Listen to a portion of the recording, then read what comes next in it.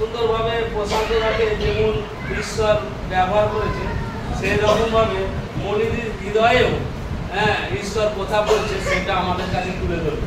তো মনিদির জন্য একটু হাততালি, মনিদি আসছে, হাততালি দাও, দাও দাও, হাততালি দাও।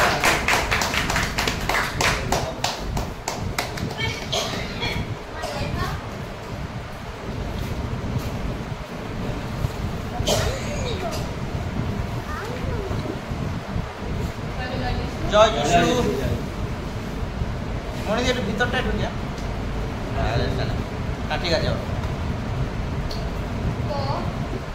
তো এই বিষয় নিয়ে বলবো যে আমি আমার প্রথম স্বাস্থ্য আমি কাউকে বলিনি, এখন পর্যন্ত কাউকে বলিনি, আপনি বলিনি। তো আমি যখন প্রথম কিছুকে জেনেছিলাম, মানে আমার মায়ের মাধ্যম থেকে আমি জেনেছিলাম, মানে আমার মা, মানে আমার বড় মা, মানে আলসার সমস্যা ছিল, পেটের মধ্যে অনেক প্রবলেম ছিল। আমাদের পরিবার খুব কষ্টের মধ্যে ছিল, আমরা খুব অসহায় গরিব ছিলাম অনেক। তখন কিছুকে আমরা জানতাম না, কিন্তু ঈশ্বর সেখানে অনেক মানে মহানুভূতি আমাদের কাছে এসেছিল। যেহেতু আমার ভাই ছিল, ভাই কিন্তু মারা গেছিল সাপে কামড়ে, মানে সাপ কামড়ানোর পর ভাই মারা গেছিল। তখনও কিন্তু আমরা ওই পুজো আর্চা সবই করেছি, কারণ যেহেতু মারা গেছে মা খুব বিশ্বাস করতো। কিন্তু তার ভাই মরে যাওয়ার পরে আমাকে কামড়া দিয়েছিল, আমিও বেঁচে গেলাম। তারপর আমার ঠাকুমাকে কামড়েছিল, ঠাকুমাও বেঁচে গেল। তারপর এরকম করে করে মানে আঘাত সব এসেছে, কিন্তু তবুও আমরা ওটাই করে গেছি, পুজো আর্চা ওটাই তার উপর বিশ্বাস করে গেছি। ওই মানে ঠাকুর দেবতার তখন ভয় ছিল যে আমরা অনেক কিছু করেছিলাম, তার জন্য হয়তো এরকম প্রবলেম হচ্ছে, ভয়। তারপর তাহলে আরো ভালো করে দৃঢ় করে বিশ্বাস করতে হবে, বা তার পুজো আরাধনা করতে হবে, না আমরা আরো ভালোভাবে মানে থাকতে পারবো। এরকম কারণ দুর্ঘটনা ঘটছে। তারপরে একটা বড় অনেক দিনের পরে ভাই মরে যাওয়ার পর সবার মন খুব খারাপ, মায়ের মন খুব খারাপ। তারপরে এখন ধরা পড়লো, বড় মায়ের গায়ে কাজ করতো কলকাতায়, সেখানে ধরা পড়লো বড় মায়ের পেটে আলসার। তো ডাক্তার প্রথমে বলেছিল ক্যান্সার বলে ডাক্তার বলেছিল, কলকাতায় অনেক দিন থাকার পরে। তো যখন আমরা অনেক গরিব, তো এত টাকা পয়সা খরচ করার মতো আমাদের ক্ষমতা ছিল না মা বাবার। তো এই জন্য তারা কি করছে, ওরকম যখন হতে থাকলো প্রবলেম, তখন ডাক্তার বললো যে কিছু করা যাবে না, উনি মারাই যাবে, যে কটা দিন বেঁচে থাকে তোমরা ততদিন পর্যন্ত ওষুধ দাও, আর দিতে তো হবেই। খুব যন্ত্রণা হতো, সরকার তো হাতে পায়ে বেঁধে রাখতে হতো, এরকম বর্মাকে, এরকম কষ্ট হতো, মানে এত পেটে যন্ত্রণা হতো। আর তারপরে গিয়ে একজন আমাদের বাড়ির পাশে একজন বললো, একজন বিশ্বাসী বললো যে তোমরা তো এত পুজো আর্চা করছো, জগতের মধ্যে অনেক কিছু নিয়ম তোমরা এত কিছু করছো, তো তোমরা এসো না একবার যিশুর কাছে, এবার প্রার্থনা আমরা সবাই মিলে করি, তাহলে একবার কি হয়, শেষ যাত্রা যেখানে তোমরা একবার এসো, কত কিছু করলে। তো আমরা তখন আমার মা, বড় মা, সবাই আমরা আমি অনেকটাই বড় বলতে 13 বছর বয়স তখন আমার। তখন আমরা বললাম ঠিক আছে, এত কিছু যখন খুললাম, গরিব সংসারে অর্থ মানে পয়সা খরচ করার মতো আমাদের সেরকম ছিল না। তো আমরা ঠিক আছে আমরা যাই, শেষ বিষয় না তখন, তাহলে আমরা একবার যাই, বিষয়টা দেখবো, জানি কিরকম কি প্রার্থনা করলে কি সুস্থ হয় কিনা, যাই বলে আমরা তাদের কথা শুনে একটু গেলাম। গিয়ে তারপর ওরা প্রার্থনা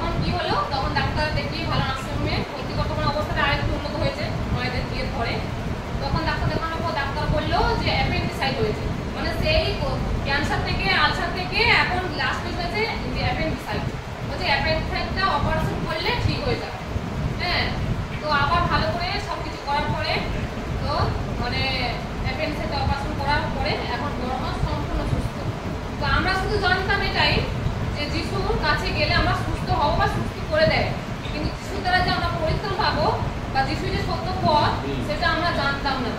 হ্যাঁ, কিন্তু এখন আমরা সেটা জানতে পেরেছি যে যিশুর পথে, যিশুর সত্য, এছাড়া আর কেউ নেই, বা যিশুর কাছে গেলে আমরা পরিত্রাণ পাবো। যিশুর কাছে এসেছি, আমাদের পাপ, আমাদের ক্ষমা যিশু করে দেবে। কিন্তু আমরা যে এতদিন জগতে যা কিছু করেছি, জগতের ভয়েও যা কিছু করেছি, সেটা আমাদের পাপ ছিল, পাপ করেছি, কিন্তু আমরা জানতাম না, কিন্তু এখন সেটা জেনেছি।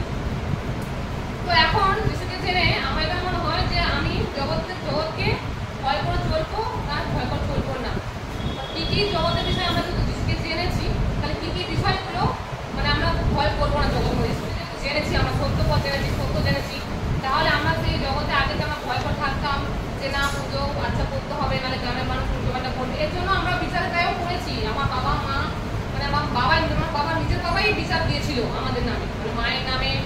আমি, আমার মা, বড় মা বিশ্বাস হয়েছি বাবা বিরুদ্ধ, বাবা এখনো পর্যন্ত বিশ্বাসী নয়, মানে এখনো বিরুদ্ধ। উনি বিচার দিয়েছে গ্রামের মধ্যে যে আমার বড় এখন খ্রিস্টান হয়ে গেছে, ওদেরকে বাড়িতে রাখবো না, মানে মেয়েকেও রাখবে না, বউকেও রাখবে না, কাউকে রাখবে না, ঘর থেকে তাড়িয়ে দেবে। সেইটা আমরা মোকাবেলা করলাম। যখন গরমার তো অনেক সুস্থ হয়ে গেছে ভালোই, তখন আমরা প্রত্যেকদিন পায়ে হেঁটে, মানে আধা ঘন্টা 1 ঘন্টা রাস্তা পায়ে হেঁটে প্রত্যেক রবিবার যেতাম প্রার্থনায়, মা, বড় মা, আমি আমার যেতাম। তারপরে বাবার উপর বিচার ডাকার পরে বাবা বললো যে আমরা রাখবো না, এরকম করলে আমরা রাখবো না। সবাই তখনও প্রার্থনা করলো যে এরকম সমস্যার মধ্যে পড়েছে, তুমি তার স্বামীর সঙ্গে কথা বলো, যেন সেরকম মেনে নেয় সব কিছু, যেন তারা ঈশ্বর তাদের কথা বলছে, ও যেন আমাদের জানতে পারে। তো সেখান থেকে বাবার মনে কথা হয়তো ঈশ্বর করেছে, বাবা কিন্তু আবার সেই জায়গা থেকে ফিরে এসে বলছে না ওরা যা করছে করুক, তবে থাক বাড়িতে, আমি বাড়ি থেকে চলে যেতে বলবো না। বিচার টাকা হয়ে গেছে। বিচার আমাদেরকে খুব মানে করেছিল যে তোমরা কি বলতে চাইছো বলো, তোমরা তোমার স্ত্রী তোমার স্বামী বলছে রাখবে না, তোমাদের কি ইচ্ছা, তোমরা যিশুপথ থাকবে না, ওখানে চলে যাবে, তোমরা কি বলতে বলো। তো আমার মা একটা কথাই বললো, আমিও ছোট, এবার অতটা মানে ভয় আছি যে গ্রামের লোকজন বলছে যদি তাড়াই দেয় কি হবে। কিন্তু মা একটা জিনিস দেখে ভেবেছিল যে যিশুতে আমি এত পুজো আচ্ছা মন ধ্যান দিয়ে আমি করেছি, এত কিছু যে যেখানে যেতে বলেছে তাই করেছি, তাই দিয়েছি, তাই খরচা করেছি, কিন্তু তাতে কোনো লাভই হলো না, বরঞ্চ ক্ষতির পর ক্ষতি হতেই থাকলো। আমি তাকে বিশ্বাস করে ভয় করি, কিন্তু আমি যিশুতে এসে যিশুকে বিশ্বাস করে আমি এত কিছু তার উপকারিতা পেয়েছি, তাহলে আমি তার জন্য বাড়ি যদি ছাড়তে হয় বাড়ি ছেড়ে দেবো, কিন্তু আমি যিশুকে ছাড়বো না। এটা আমার মায়ের কথা ছিল। আর আমিও সেই মায়ের হিসেবে আমিও বলেছিলাম যে না আমি ছাড়বো না, আমার মাও ছাড়বে না এবং আমিও ছাড়বো না। যদি আমরা বেঁচে থাকবো যিশুতেই থাকবো, আমরা বাড়ি ছেড়ে দেবো, কিন্তু যিশুকে ছাড়বো না। তারপরে ঈশ্বরের কাজ হলো, বাবা আমাদের কথা বললো, বাবা আজও পর্যন্ত সেটা মেনে নিয়েছে। এবং আমাদের বাড়িতে পুজো আচ্ছা সবই হতো, বাবার গাড়ি আছে, মানে ভ্যান আছে, বাবা বিশ্বকর্মা পুজো করতো। সেই ধীরে ধীরে বিশ্বকর্মা পুজোও চলে গেল, মানে বাবা আর করলো না, মানে মা তো করা বন্ধ করে দিয়েছে। এবার আমরা বাবাকে বলতাম তোমার ইচ্ছা, তুমি তোমার ভ্যান তোমার পুজো তুমি করো, তোমার ভালো তুমি করো, কিন্তু আমরা করবো না, আর ওইসব পোশাক আমরা খাবো না। কিন্তু বাবাও ধীরে ধীরে আমরা না করার কারণে বাবাও ধীরে ধীরে ওটাকে বন্ধ করে দিল। তো যাই হোক আমরা এক ভয় ছিলাম, কিন্তু আমার কাছে এটাই আজকে পয়েন্টটা এসেছে যে যেসব জিনিসগুলোকে আমরা ভয় করবো না, যেহেতু আমরা যিশুকে এসেছি, তাহলে আমরা কি জগতের ভয় চলবো না ঈশ্বরের ভয় চলবো, তাই না? তাহলে আমরা হচ্ছে মানে আমি মানে যেহেতু আমি মানে জগতে আছি, তা আমার জগতের সঙ্গে চলতে হবে, কারণ জগতের মধ্যে রয়ে আমি যিশুকে বিশ্বাস করেছি। আর জগৎকে একদম ছেড়ে দিলে বলতে হবে না, জগৎকে নিয়ে আমাকে যিশুকেও সঙ্গে নিয়ে চলতে হবে, জগতের মধ্যে থেকেও। তাই আমাদের সেখানে জগৎকে কিভাবে আলাদা করে আমরা নিয়ে চলবো সেটাও আমাদের জানতে হবে। হ্যাঁ, জগতের কিছু কিছু বিষয় আছে যেগুলো আমরা মেনে নিতে পারবো না, হয়তো এটি দেখছি জগৎ বিষয়ে আমরা ছোট থেকে প্রথমে করে এসেছি আর কি। হ্যাঁ, আজকে তাকে আমি ত্যাগ করলাম, বা তাকে আজকে মানে সাহস কিন্তু তাকে আমি ভয় পেতাম, কিন্তু আজকে তাকে আমরা ভয় পাচ্ছি না, ভয় করবো না। এটাই সেই পয়েন্ট যে আমরা কোনো দেব দেবীকে আর ভয় করবো না, বা কোনো মানুষের কোনো জগতে কোনো মানুষ কোনো কিছু বিষয় নিয়ে ভয়ের কিছু দেখা থাকে যে আমরা পূজাটা করছি না, বা আমাদের এটা চাপ আসে না। আমাদের এসেছিল কিছুদিন আগে, আমাদেরও চাপ এসেছিল গ্রাম থেকে, কিন্তু আমরা পুজো আসে আমরা দিই না। হ্যাঁ, তার জন্য একটা আমাদের চাপ এসেছিল, কিন্তু সেখান থেকে ঈশ্বরের পথে আমরা আছি বা ঈশ্বরকে বিশ্বাস করি, ঈশ্বরকে ভয় করে চলছি বলে তার জন্য সেখান থেকে আমরা বেরোতে পেরেছি। বা আজও তারা সেরকম কিছু মানে বলেছিল প্রথমে টাকা পয়সা দেওয়ার কথা, বা গ্রামে থাকতে দেবো না, এই জলের লাইন কেটে দেবো, পাইপ লাইন কারেন্টের ইয়ে কেটে দেবো, রাস্তা কেটে দেবো না, বাচ্চাদের স্কুলে পড়তে দেবো না, এরকম এখানে হয়েছে, কিছুদিন আগে ঘটেছে। কিন্তু সেখানে ঈশ্বর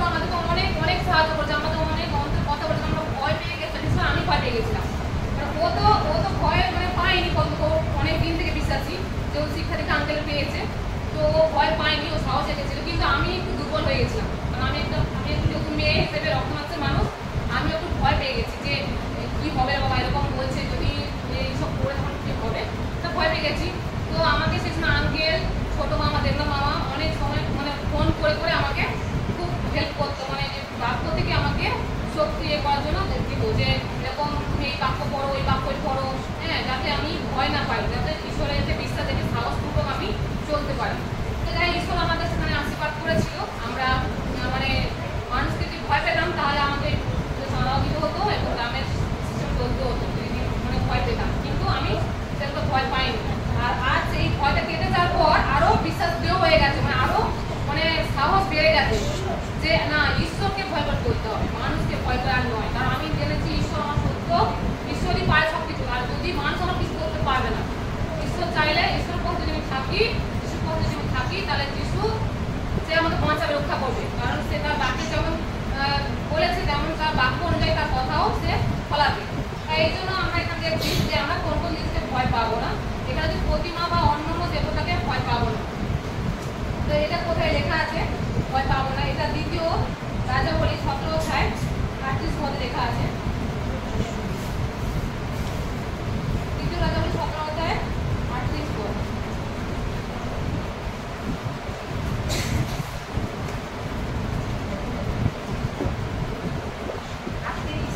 হ্যাঁ, 17 অধ্যায় 38 পদ। আর আমি তোমাদের সহিত যে নিয়ম করিয়াছি তা ভুলিয়া যাইবে না, এবং অন্য দেবগণকেও ভয় করিবে না, কিন্তু আপনাদের ঈশ্বর সদাপ্রভুকেই ভয় করিবে। তাহলে এখানে আমরা কি দেখছি যে আর আমি তোমাদের সহিত যে নিয়ম করিয়াছি, যিশু আমাদেরকে বলছে যে যিশু আমাদেরকে একটা নিয়ম করে দিয়েছে, তার বাক্য আমাদের দিয়েছে, তার সত্যটা জানতে আমাদের বাক্য পড়তে হবে, তবে আমরা জানতে পারবো তার বাক্য পড়লে যে তার মানে কিভাবে আমরা চলাফেরা করবো, বা গ্রামের মানুষের সঙ্গে থেকে আমরা কিভাবে যুদ্ধ করবো, তাই না? ঈশ্বরের বাক্য না হলে তো যুদ্ধ করতে পারবো না, কারণ ঈশ্বরের বাক্যই আমাদের সজ্জা, মানে যুদ্ধ করার অস্ত্র শস্ত্র। আর এই ঈশ্বরের বাক্য দিয়ে আমাদেরকে লড়তে হবে মানুষের সঙ্গে। তাই জন্য আমরা বলছি তাহলে আমরা তাহার নিয়ম, যেহেতু সেই ঈশ্বর নিয়ম করে দিয়েছে, সেই নিয়ম অনুসারে আমি চলবো আর তাহা ভুলিয়া যাবো না। কারণ ঈশ্বর যে আজ্ঞা প্রতিজ্ঞা করে গেছে আমাদের কাছে, আমরা যদি করি তাহলে আমরা ঠিকভাবে চলতে পারবো, বা আমাদের সেই মানুষের ভয় আসবে না শরীরের মধ্যে। কিন্তু যদি ঈশ্বরের আজ্ঞা সকল না মেনে চলি বা তার অনুসারে না আমরা চলতে পারি, তাহলে আমাদের এমনি শয়তান তো কাজ করবেই, সেই শয়তান আমাদের মনের ভিতর ঢুকে আমাদের ভয় সার্পণ লাগাতেই থাকবে। কোনো কিছু মানুষ যদি কিছু বলে সেটা আমাদের ভয়ের মধ্যে হয়ে যাবে, আমরা এটা করছি তাহলে এটা করবো না বাবা, এরকম সমস্যা আশা করা দরকার না।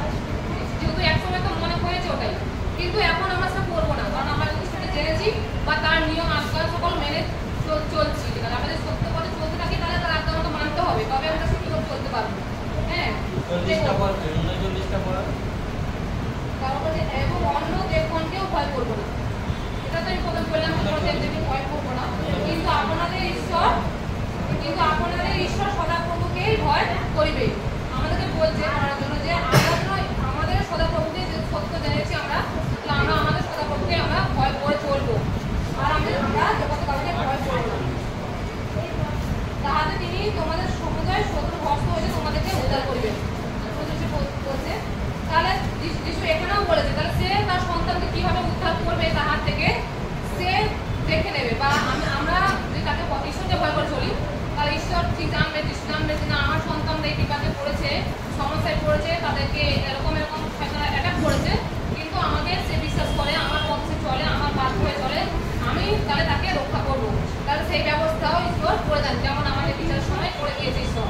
কিভাবে আমরা কথা বলবো মানুষের সঙ্গে বা কিভাবে চলবো সেটা ঈশ্বর আমাদের মধ্য থেকে বলিয়ে দিয়েছে। হ্যাঁ, আমরা এভাবে ঈশ্বরের পথে থাকবো বা এভাবে আমরা চলবো। আমরা কোনো মানুষকে কোনো কিছু বিষয়, জগতের কোনো বিষয় নিয়ে আমরা মানে বিষয়কে আমরা ভয় করবো না, আমরা একমাত্র সদাপ্রভু ঈশ্বরকেই ভয় করে চলবো, যাতে আমরা সারাটা জীবন তার আজ্ঞা মেনে চলতে পারি, যাতে কোনো সমস্যা আসতেই পারে, আসবে, মানে শয়তান তো এটা করবে মাঝে মাঝে, কিন্তু তবু আমাদের বিশ্বাস সাহস করবো, ঈশ্বরকে ভয় করবো, ঈশ্বরের পথে দৃঢ়ভাবে থাকতে হবে। হ্যাঁ, তারপরে একটা কথা বলছে শৌলের ভুল শিকার। শৌলও এরকমই করেছিল একটা কাজ, শৌল সেটা ভুল শিকার করেছে, এবং সেটা লেখা আছে তোমার প্রথম সমুয়েল 15 অধ্যায় 24 পদে লেখা আছে।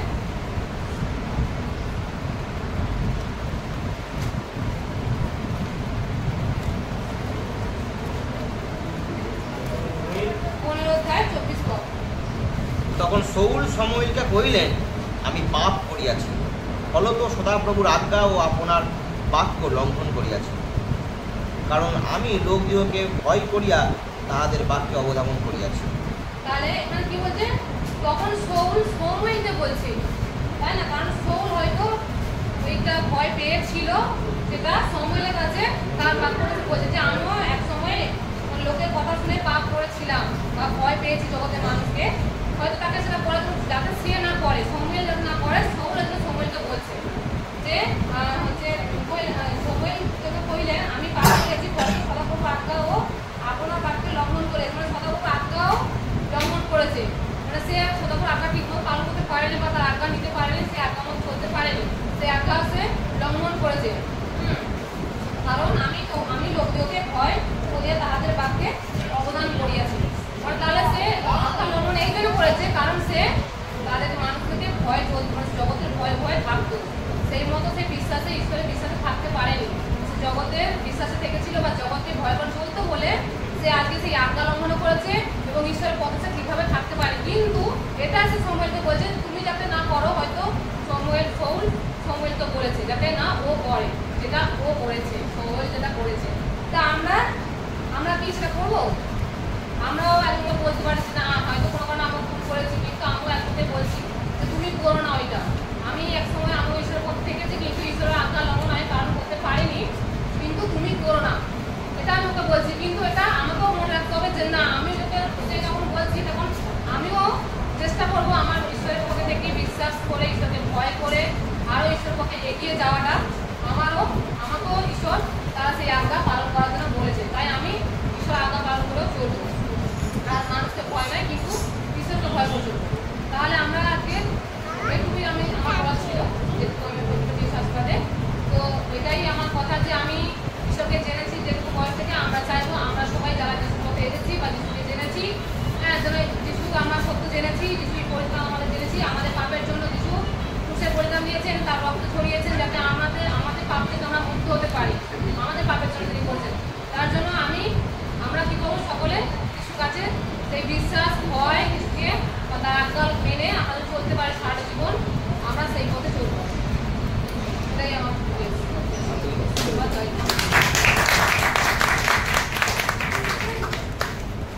প্রার্থনা করছি।